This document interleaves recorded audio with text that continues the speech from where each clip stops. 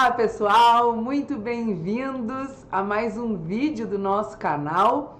Eu sou a Prof. Carô e estou aqui no nosso canal Triconstitucional para tratar de um tema hoje menos de uma perspectiva técnica, mas para a gente pensar ele mais sobre uma perspectiva até mesmo filosófica. Eu queria discutir um pouco hoje o tema da igualdade. Obviamente que a nossa Constituição ela tem uma preocupação muito grande com o princípio da igualdade. Em vários momentos, a nossa Constituição, além de mencionar esse princípio de uma forma expressa, existe todo um sentido constitucional que vai aparecer em vários dispositivos que mostram a preocupação do Estado brasileiro com uma maior busca pela igualdade, seja através da menção de nós tentarmos diminuir as diferenças regionais, nós buscarmos uma maior justiça social, a forma com que a Constituição vai tentar encarar os direitos fundamentais como uma forma também de promoção da igualdade no Estado brasileiro. Enfim, é algo bastante característico, né, da nossa Constituição, essa preocupação. No entanto, geralmente o senso comum associa o princípio da igualdade justamente com uma proibição de tratamento desigual. Essa proibição de tratamento desigual é extraída de uma leitura literal da ideia de que não haverá distinção entre brasileiros e estrangeiros residentes no país, né? Nenhuma distinção sobre a perspectiva de sexo, raça, cor, nacionalidade, credo, mas a gente tem que compreender esse dispositivo que é o caput do nosso artigo 5º, o nosso artigo 5º, né, que é uma grande novidade da Constituição de 1988, de uma forma bem mais ampla. Na verdade, a conquista da igualdade, especialmente enquanto igualdade formal, aquela noção de que a lei é para todos, de que o Estado de Direito deve valer para todos, é uma noção que remonta a um período histórico muito menos complexo e significativo do que é as relações sociais constituídas hoje.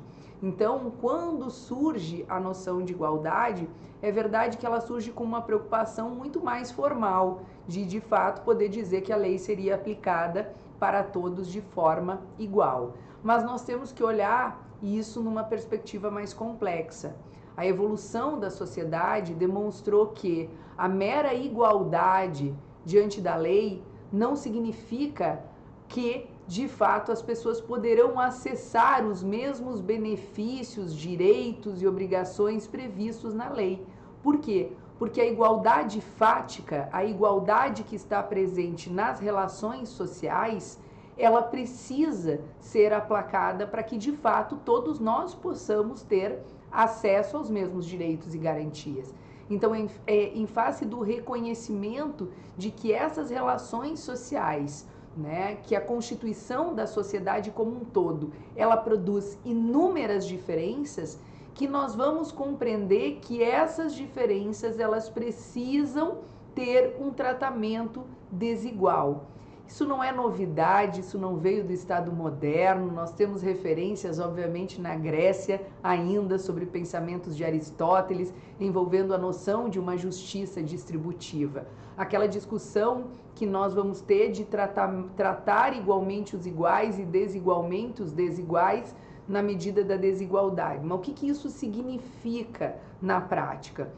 Significa dizer que o papel do Estado será muito importante para aplacar as desigualdades que foram produzidas pela própria sociedade, as desigualdades que também muitas vezes elas são de ordem natural. Então o Estado deve identificar aonde está a desigualdade e a partir daí formular ações afirmativas, políticas públicas que de fato possam contribuir para, de alguma forma, equiparar melhor os pontos de partida daqueles sujeitos que se encontram numa condição de extrema desigualdade, né? Eu acho que o melhor exemplo que nós podemos citar nesse país é a discussão do acesso à educação. Quando a gente olha as universidades federais e vê que muitas vezes a composição das universidades federais, especialmente num passado não tão distante, se dava por alunos com uma condição econômica muito privilegiada e advindo de escolas privadas, nós podemos encontrar que há um tratamento muito diferenciado do acesso à educação nesse país. E, portanto, pelo fato das escolas públicas talvez não conseguirem reproduzir a qualidade existente em determinadas escolas privadas, por conta da falta de recursos, de sucateamento do Estado, de más administrações, ou mesmo de decisões deliberadas para que determinados espaços privados consigam ampliar os seus ramos, né, e poder beneficiar mais determinadas entidades, empresas, nós vemos muitas vezes essa discrepância entre alunos que vêm das escolas públicas e alunos que vêm das escolas privadas no ingresso ao ensino superior. Esse é um ponto de diferença que nós podemos perceber na realidade brasileira.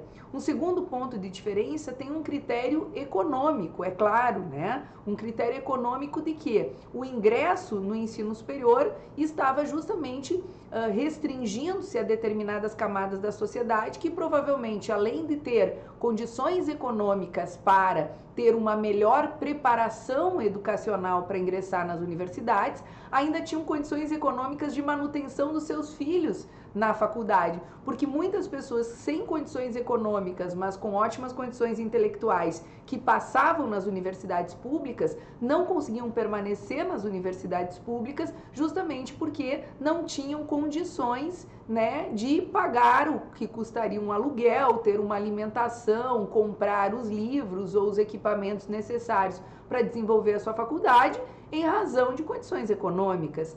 Então, nós precisamos reconhecer que existe essa diferença. Outro detalhe importante, né? Também a realidade nos mostrou que negros tinham muito menos acesso às universidades públicas, que indígenas tinham muito menos acesso às universidades públicas.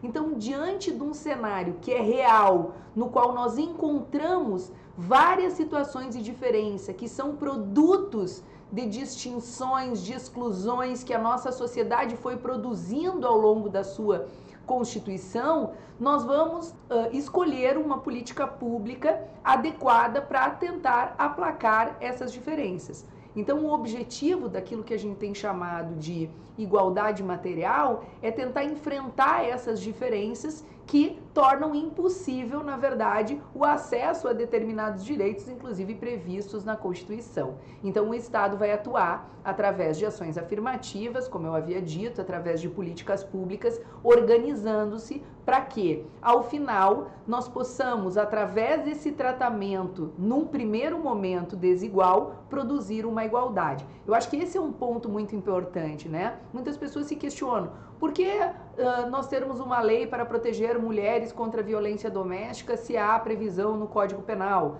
Por que termos uma lei de feminicídio se existe previsão no Código Penal para o homicídio? Por que nós vamos ter uma lei que resguarde a possibilidade de mulheres concorrerem em partidos políticos num percentual? Por que nós vamos ter uma lei que estabeleça uma reserva de cotas, né, para pessoas com deficiência em concursos públicos, né? Então, tudo isso é cenário de uma desigualdade. A partir do momento em que a situação que está gerando essa política pública, ela consegue ser superada, nós deixamos de justificar a diferença. Portanto, a partir do momento em que houver um melhor equilíbrio de homens e mulheres na representatividade política brasileira, nós não precisaremos destinar recursos específicos para campanhas femininas, nem mesmo destinar uma reserva de vagas para mulheres concorrerem em partido político. A partir do momento em que a promoção da igualdade ela acontece, nós passamos para enfrentar outras diferenças. De certa forma, é um pouco o que aconteceu com o cenário da própria mulher no mercado de trabalho. Nós tínhamos políticas públicas para o ingresso da mulher no mercado de trabalho. Hoje, homens e mulheres praticamente estão igual em proporções no mercado de trabalho, mas nós temos um outro problema a enfrentar, que muitas vezes mulheres que ocupam os mesmos postos vão ganhar menos que homem. Então, identificando essa diferença, a gente justifica uma ação de Estado. Eu gostaria que vocês pensassem sobre esse tema num país que é tão distinto quanto o nosso, num país que tem tantas realidades regionais, com tanta desigualdade, o quanto é importante esse país enfrentar, olhar para as suas diferenças, para fazer políticas públicas que possam, de alguma forma, promover a inclusão social, para que a Constituição, de fato, seja uma Constituição para todos, e não apenas para parte daquela sociedade privilegiada, que muitas vezes ela chegou ali não por uma questão de mérito, muitas vezes nós herdamos a nossa condição social, muitas vezes nós somos herdeiros de um passado que nós não contribuímos e, portanto, nós acabamos angariando determinados espaços sociais que sequer nós chegamos muitas vezes por meritocracia. E mesmo o tema da meritocracia é algo que deve ser refletido com muita responsabilidade para a sociedade, porque muitas vezes nós confundimos a meritocracia com o fato de determinadas pessoas conseguirem melhores espaços na sociedade, como se elas tivessem esse resultado a partir do seu próprio esforço. Muitas vezes pessoas que empregam um esforço muito maior que outras não obtêm o mesmo resultado, né? Sem falar que nós temos condições diferenciadas, pessoas que têm mais facilidade sobre a perspectiva intelectual, pessoas que têm mais dificuldade e, além disso, existe uma distinção natural que nunca vai conseguir ser aplacada, mesmo que nós façamos um equilíbrio do ponto de partida. Então, muitas vezes, uma pessoa que tenha um esforço muito menor pode angariar determinados postos bem melhor do que uma pessoa que empregou os seus esforços para isso. Então, muitas vezes, nós confundimos uma noção de meritocracia como uma noção muito objetiva, e há um debate extremamente interessante para a gente fazer nesse ponto. Eu recomendo uma obra chamada A Tirania do Mérito, de um professor de Harvard chamado Michael Sandel, que vai levar nós pensarmos de uma forma mais profunda a questão de igualdade, de justiça social, as questões envolvendo a meritocracia. Nós costumamos dizer, inclusive, na minha obra do professor Gerrier, que é O Brasil em Crise e a Resposta das Políticas Públicas, a pseudo-meritocracia, né? Nós passamos a achar que nós merecemos os locais que nós ocupamos na sociedade, quando, na verdade, foi justamente a produção da desigualdade que resultou nesse cenário que muitas vezes levou boa parte, ou pelo menos, né, aqui, a grande parte da sociedade brasileira a não acessar os direitos fundamentais, as garantias previstas na própria Constituição.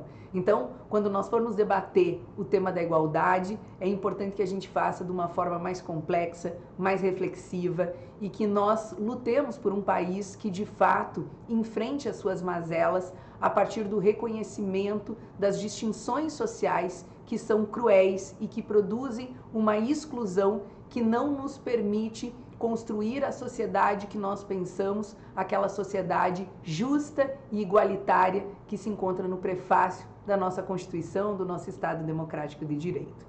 Então, se você gostou, você curte o nosso vídeo, comenta também qual é o tema que você quer que a gente aborde aqui no canal, que a gente vai estar com você o ano inteiro, enfrentando todos os temas, né, que envolvem a nossa vida em sociedade, que envolve o direito, que envolve a nossa Constituição. Um grande beijo a todos e até a próxima oportunidade.